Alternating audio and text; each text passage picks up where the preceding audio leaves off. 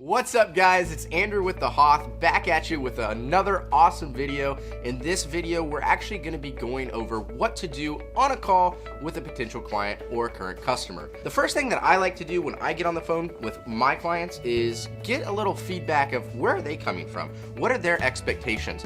I want to know about your business before I'm going to pitch you anything, right? First off, that's going to establish a little bit of trust instead of hopping right into a product pitch, and it's also going to give you an opportunity to learn a little bit about your client. Also, listening to them, giving them the time to give you their expectations is really going to allow you to, get that product figured out, right? If they're saying we're lacking content on our website, well then boom, blog goes up. If they're saying, well, we just really need to be featured in some pretty awesome publications, maybe a private vault link is offered. So what we want to do is figure out what their goals and needs are and aspirations to really get an idea of where we're going to go with this conversation. Every conversation you're going to have with a client is of course going to be different. So listening to them is the first step. The second step, again, it's once we've listened to them, is figuring out how we're going to direct this call. Managed, a la carte, individual, or are we just providing more information for a setup call later on when they're a little bit more comfortable with our products, our services, and who we are, to then pitch another package. Again, it's not about the sell right away. It's about establishing the relationship so you get that trust. The trust is way more important than the sell for the first call, because that's going to set you up for later sales, a long-term relationship. So build that trust. So the next thing that you want to do with your clients is try to use some analogies. Try to relate to them on a one-on-one individual basis.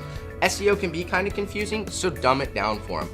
A lot of the times I have clients that are like, well, Andrew, I don't even know where to begin. I don't know what I should be doing. It's simple. Think about, figure out the person that you're talking to, whether it's a female, a male, if they're into sports, if they're not into sports, and then try to figure out what maybe websites that they would go to or visit. I like to say we like to mimic some of your favorite websites, your ESPNs, your Forbes, your entrepreneur.com. And what does that mean? If you go on those websites and you check out their sites, they're constantly putting out fresh content. They're constantly linking out to other authoritative sites. So we just want to mimic those large scale websites that you actually go and visit all the time, and do it on a smaller scale for your own website. So when you're on the phone and the client goes, well, what is a backlink? It's easy. It's a vote of confidence for your website, right? A backlink is a popularity contest, or your website's a popularity contest. The more votes we get, the more backlinks we get, the more authoritative Google's going to view your site as. Go and explain that to your client like that. Like, listen, this is a popularity contest and we want to be number one. And if your competition's got 500, 1,000, 2,000 more backlinks than you, well then we need to hit the ground running and we need to start right now. And it's not a scare tactic because it's true, right?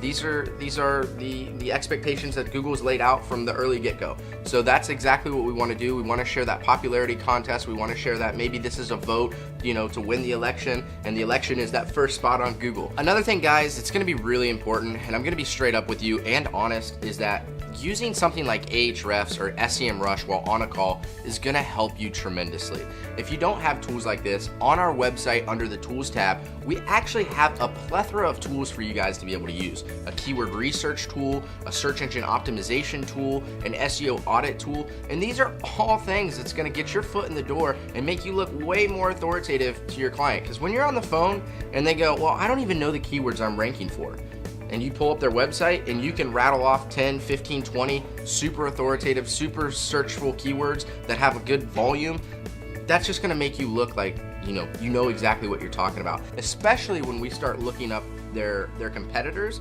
and see that their competitors are ranking for more keywords and they've got more backlinks, and that's just stuff that you can show them. And I highly recommend doing either like a Skype call or a GoToMeeting. That way you can also screen share. There's nothing cooler than showing your potential client the graph of keywords or the graph of traffic that they're currently getting or that their competitors currently getting, right? We can say, listen, your site's stagnant, your competition's doing this, and this is why. You're lacking blog content, you're lacking backlinks, and proof is in the pudding. These tools do not lie. That's exactly what they're there to do, and it's just gonna help you with that sale. Awesome, guys. So in closing, really some key important parts is, again, please establish that relationship. Do not jump right into the sale, and listen to your customer. Those are the 3 best things I can give you. In the next video, we're actually gonna talk about how to close the sale. So that's gonna be really exciting. We've gone over a lot in this series so far. You guys have been great. I'll see you on the next one.